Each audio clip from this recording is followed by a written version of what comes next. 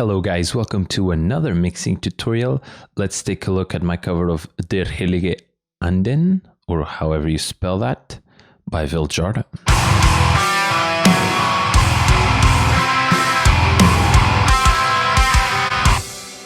Such a fun song, and I had no idea what I was getting myself into, but I'm really happy I did it. So let's take a different approach today. As you can see here on my master bus, everything is off except for the limiter, so that we can go hear the individual tracks first, and then I'll turn on the mastering chain because that's the way I usually do it. So you'll see what my thoughts are like as I add this after the entirety of the mix is done. So we would start on drums. And for drums, this is the mixing I did on the Periphery 4 kit demo video. So if you go to YouTube and you type P4 GGD demo and review, that's going to be the video that appears of me talking about this kit and also mixing it. It's the same mixing, but with some key differences that I will explain here. So if you watch that, now take into consideration that I switched from the 22-inch kick drum to the 24. Different click, different low end as well. And I switched from the VK to the lower tuned sensitone.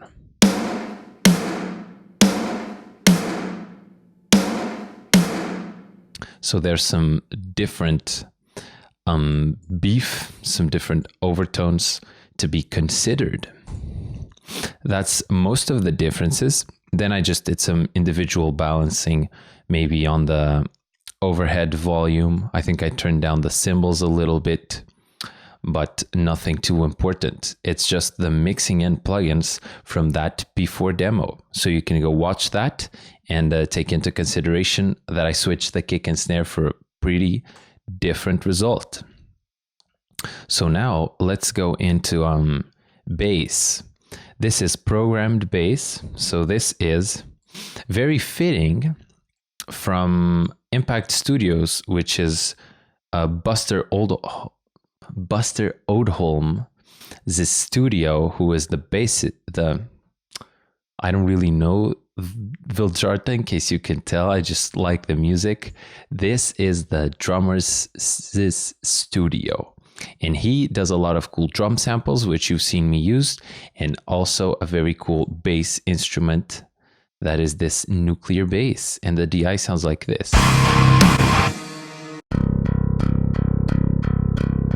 So just your standard Nolly Dingwall.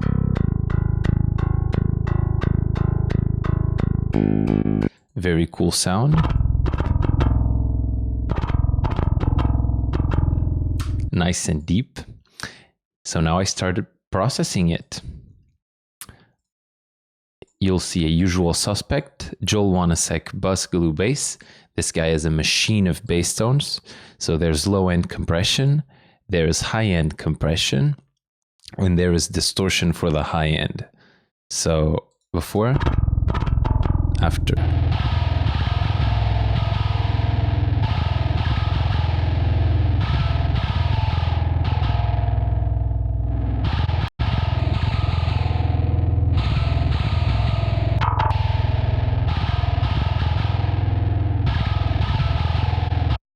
%75% of the A distortion, which is the default setting, sounded very good. Bass position above the kick, because the fundamental of the kick is lower than the bass in this mix. And there you go. That's the basis for the bass tone. And then it's just very subtle moves. This EQ is getting rid of some mud and some harshness. Let's check that out. That's 300. Yo, what's wrong? Oh, the distortion.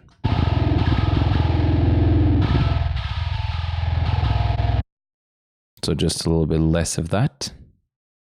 If you can turn on the distortion again, thank you. And a little bit less of this.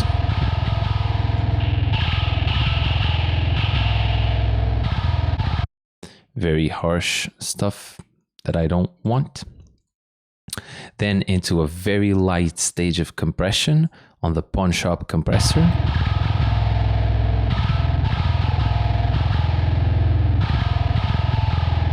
About 1 dB of constant compression at about 5 millisecond attack, 100 millisecond release, and a 3:1 ratio. So pretty light settings to make sure the dynamics are even. And then a very light too instance of R-Bass. I chose R-Bass because you can generate harmonics, low-end harmonics around a certain frequency, and 80 is the E octave that I was looking for. Because 80 is E, but the note that the bass is playing is E, the octave below this, which is half the frequency, which is 40 hertz. But I wanted to boost the 80 hertz harmonic to make the size a bit bigger, but not the 41 because it messes with the kick, because that's where the kick is placed. So this is very light.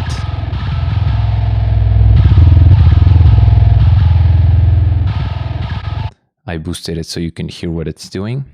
And then a filter EQ basically. So under 40, I am cutting off, and above 7K, 8K, I am cutting off too. And there's a little sub boost, just 1 dB at around 60. And you get this.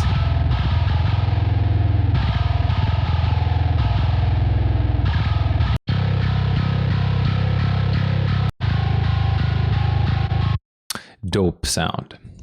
Now let's move to some guitars. I like this part.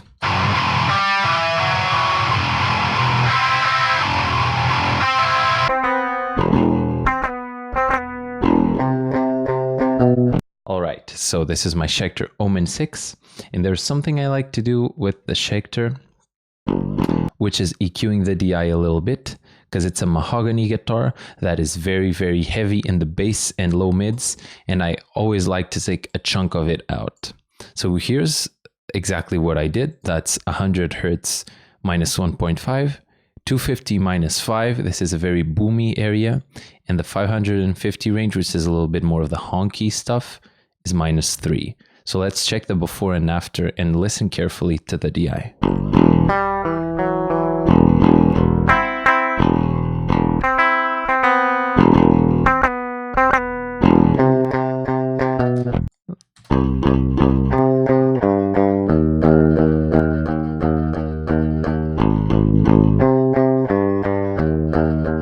You can hear how it removes some of the bassiness and honkiness of the guitar before it hits the amplifier, which I will now turn on.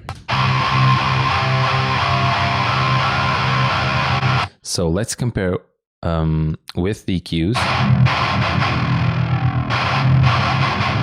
and without.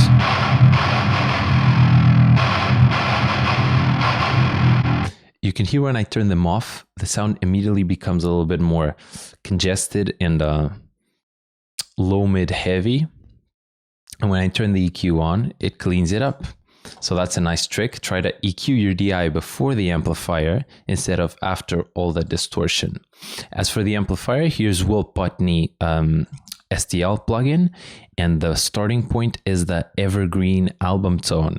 So based on the album by After the Burial. And the changes I did were dropping the gain. I think it was a 9 or 10, so I dropped it to 3. So there's some decay, clean decay on the chords instead of, which is heavy, but it's not what I'm looking for. Some EQ changes, more treble, definitely less mids and less bass, and then the EQ battle becomes shaping these mids. These mids are very, very well pronounced. Let's turn off the EQ.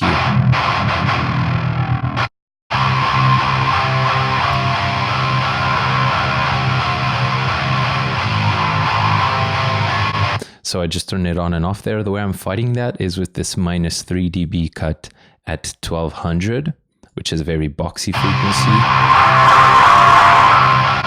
Not boxy, but mid-range, high mid-range honky, and boosting some of the nice sheen at around 10K.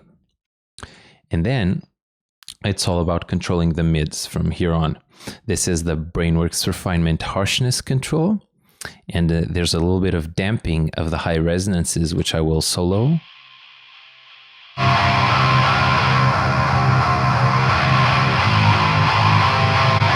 You can see it's reducing those whistly frequencies at maybe 3K. This SSL EQ is here for the filters, so the low end beneath 100 can go away as well as high end above 9K, which will be mostly fizz. And then another mid-range control measure. This is 2200 Hertz minus 1.5, and that is 1K minus 3. So look at the before and after.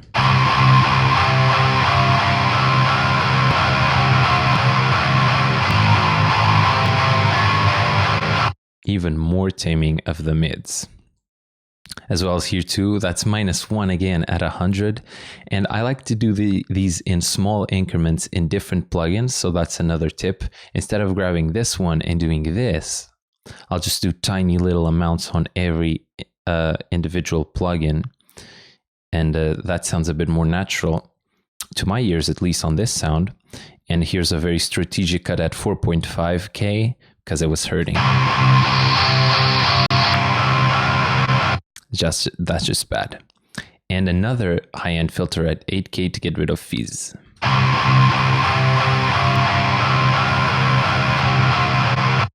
Very unnoticeable, very high-end stuff. And now we can compress it. Finally, that is the sound we like. It will be compressed by bus glue guitars. It will help the palm mutes not become too loud, so that we can turn everything else up without having the palm mutes destroy everything.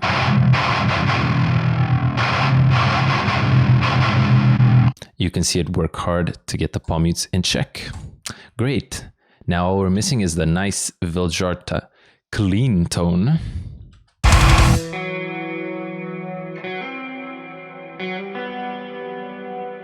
This is very beautiful. All right, so piece by piece, here's the DI sound.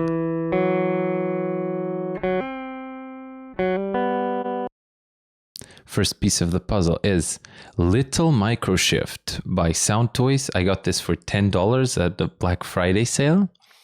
And yes, it's a chorus.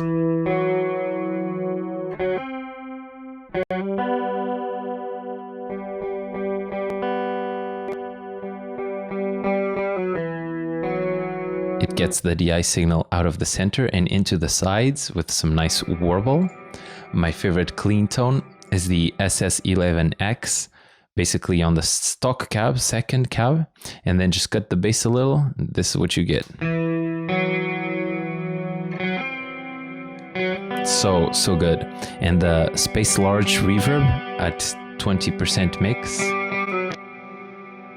to give it some of this tail, just a little bit, because the main reverberation will come from Soundtoys Little Plate at a 15-second decay. 35% mix and a big low-end roll-off to make it less boomy.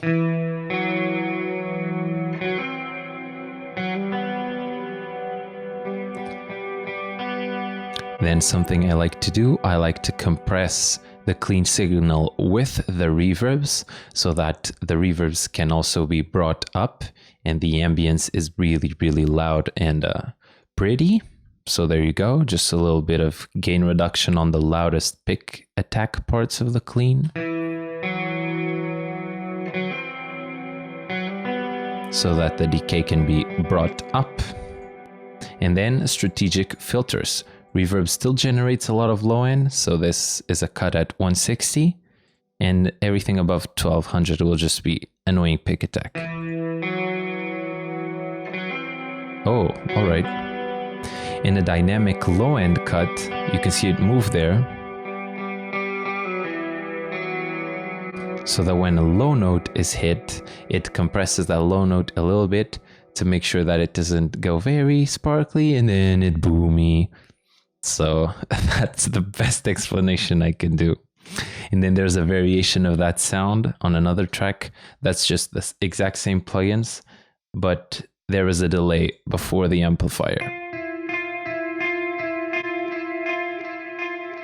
Yeah, Where's the part that it's most important? Here.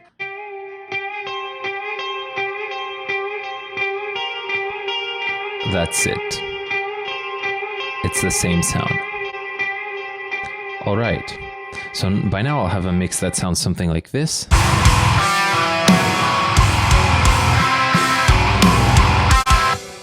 Minus the limiting, but I'm keeping it so that there's not a volume jump or too big of a volume jump when I start adding these plugins. First thing I will add is Gullfoss and see how it can improve my mix by doing this very cool curve EQ magic that it does.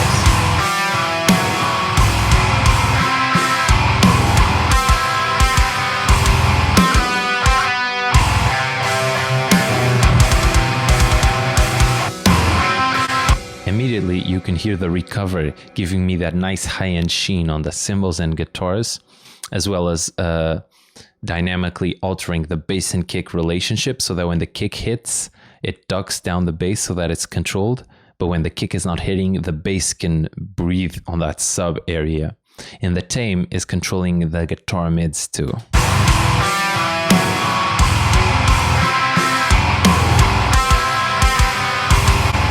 It just sounds better with it on. After that, I'll be looking for some compression. Here's Joel Wanasek Bus Glue Mix. And I'm looking to get the kick and snare to hit this a little bit so that they just sound even heavier. You'll see what I mean.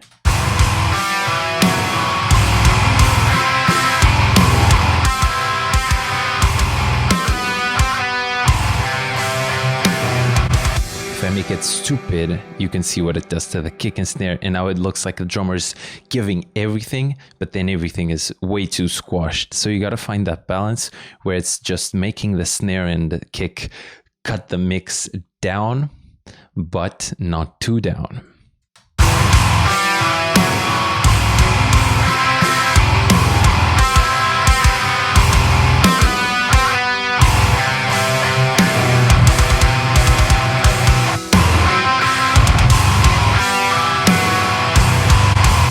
That's where I like it the most. And these guys also make it sound better. Just, I'll turn them on and off.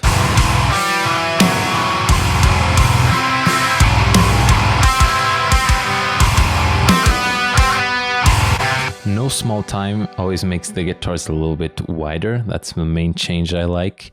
And the transformer iron gives it a low mid thickness that helps the bass. Easy, sound better button. Then it's my linear multiband compressor. This guy, I plug the mix through it and it's just like Gullfoss, except Gullfoss has infinite little points and this one has 5. So it's easier for me to control different regions as I send the mix through it. And usually I like what it does by default, which is bring in the mids a little bit. You'll see it's the thing that gets most reduced because this is a compressor with different frequencies. So it's 5 different compressors on 5 different regions of the mix, and you'll see what it's doing.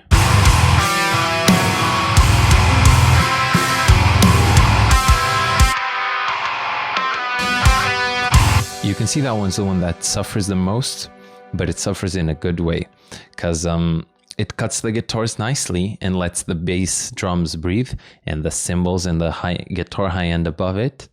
It's a nice way of controlling the mid-range on your mix, is trying a multi-band compressor on there.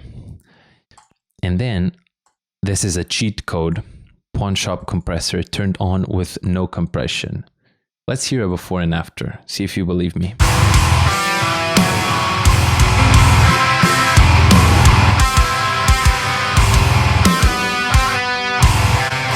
Of course it's louder, so I'm gonna try to match the loudness. I'd say that was about 1.5 dB.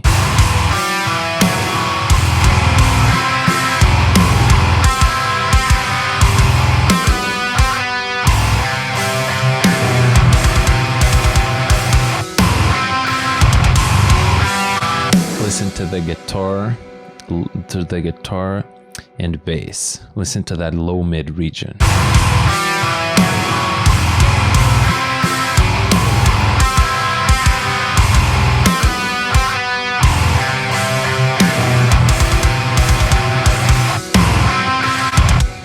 It's not a small difference, guys. This dude just makes everything beefier. It might be the wrong move, but on this mix, it was very much the correct move. And by then we've reached the limiter. And there's two philosophies I have when limiting, like I've explained. One of them is I just want the mix to be louder. So I'll just crush the kick and snare hits a little bit to make sure everything can be a correct volume. And the other one is I want this loud as shit, and I want the limiter to be its own compressor effect. So I'll be reducing not only the loud kick and snare hits, but I'll be digging into the guitars and the bass to make a thick sausage of a mix. So let's see which one I chose. Look at the blue line.